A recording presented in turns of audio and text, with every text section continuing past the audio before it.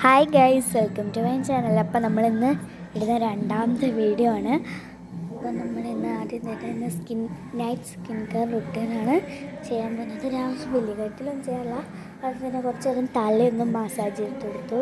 അപ്പം തന്നെ ഒരു സുഖം കിട്ടും. ഞാൻ കുറേ കത്തിരിശം നല്ല വെളിച്ചെണ്ണ തേച്ചു കേട്ടോ, രണ്ട് മുടിയൊക്കെ കിടക്കുന്നത് അങ്ങനെ.